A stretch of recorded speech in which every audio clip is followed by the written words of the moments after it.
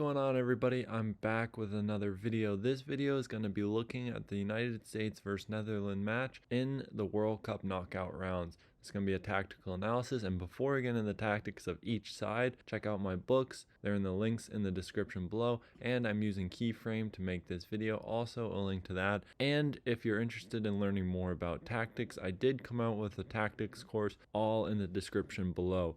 Now let's look at how the Netherlands beat the United States in this World Cup knockout round. So the United States had the ball for long portions of the game, and they went with their usual back four in possession of the ball. Now Netherlands matched up very well against this with their 5-3-2. Now they had their two central strikers play a little bit wider, looking to cut off passes to the fullback. This set central pressing traps and allowed them to transition very well against this United States side. But when the United States were able to go through wide areas, they were very isolated because of the man orientation through the middle of the field that the United States weren't able to counteract and create good options going forward. So from the Netherlands, they typically went with two deeper midfielders and one more advanced midfielder that matched up really well against the United States 4-3-3.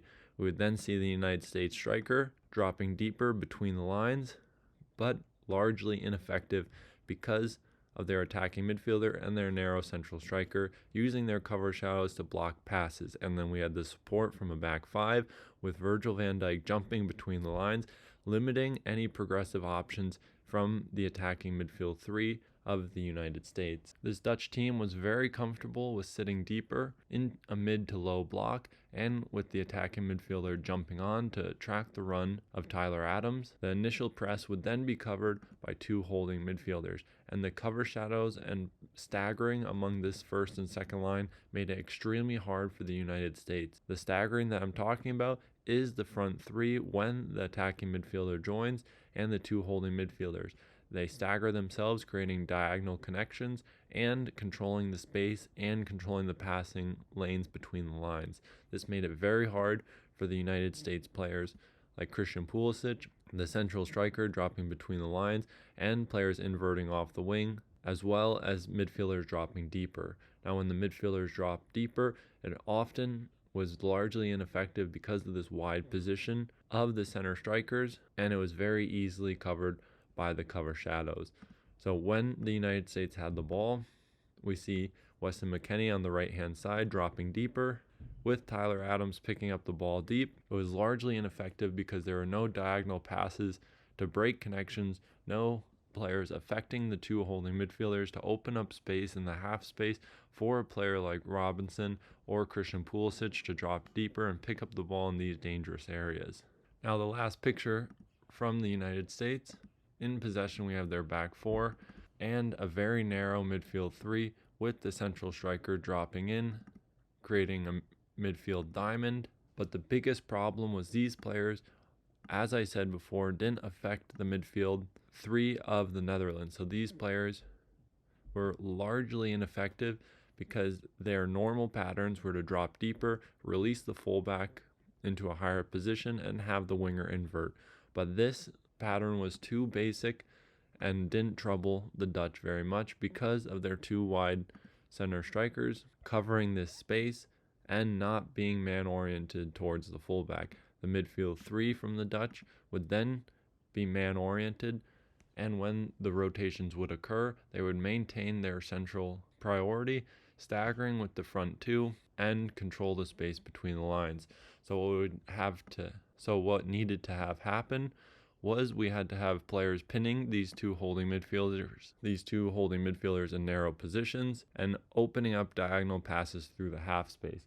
Now we saw at times the central defenders looking to switch the ball on the ground diagonally towards players like Dest, but this was a pressing trap because the defensive shape from the Netherlands countered this very well, and it was very dangerous to play these passes diagonally across the field from central defender to fullbacks in the half space, especially with the quality that we have on the ball with our central defenders. There needed to be more rotations centered around the half space and more overloads in targeted areas to make it hard for the midfield of Netherlands to keep up and deal with these overloads. Now, Netherlands in possession were very calm, and their goals came largely from their transitions when the United States would give the ball away. And honestly, simple marking the box, having to deal with the cutback, is one of the most simple forms of defending and very basic goals to give away from the United States. But we have Frankie de Jong playing a number 8 role with his ability to drop deeper in the first line and release Nathan Ake. And with this asymmetric midfield 3 with 2 holding midfielders, we have the ability for our front 2 players, Memphis Depay and Gakpo, to drop deeper between the lines to create a midfield 4 and to run off of each other to displace defenders and cause problems for the United States. We would then also see the inclusion of the wingbacks give the United States a lot of trouble in wide areas.